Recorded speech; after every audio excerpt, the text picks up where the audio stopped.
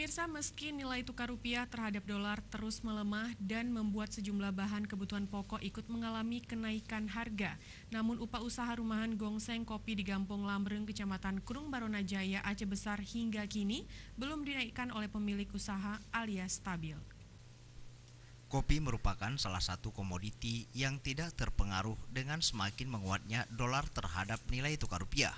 Bahkan seharusnya petani atau pengusaha kopi meraup untung dengan menguatnya dolar.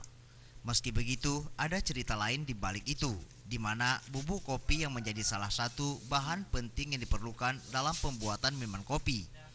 Oleh karena itu, biji kopi yang dipetik dari petani perlu melalui beberapa tahapan untuk menjadi minuman. Salah satunya yaitu memerlukan olahan.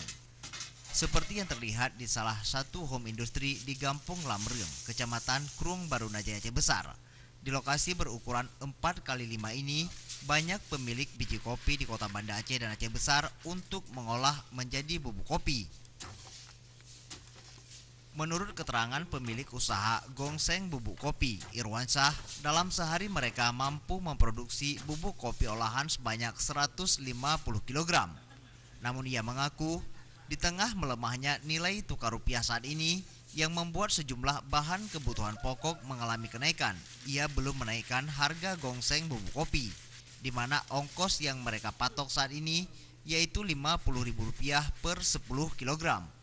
Namun jika dolar terus naik dalam beberapa hari ke depan, maka ia akan menaikkan juga ongkos gongseng dari kisaran Rp5 hingga Rp10.000. Biasa aja.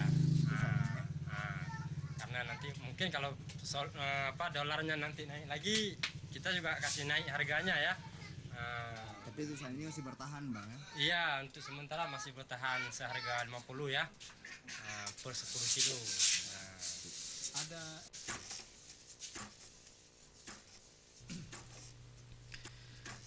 Irwansyah menambahkan, usaha gongseng kopi manual yang mereka tekuni saat ini memiliki 4 orang pekerja, yaitu 2 orang di bagian gongseng dan 2 orang untuk menumbuk bubuk kopi.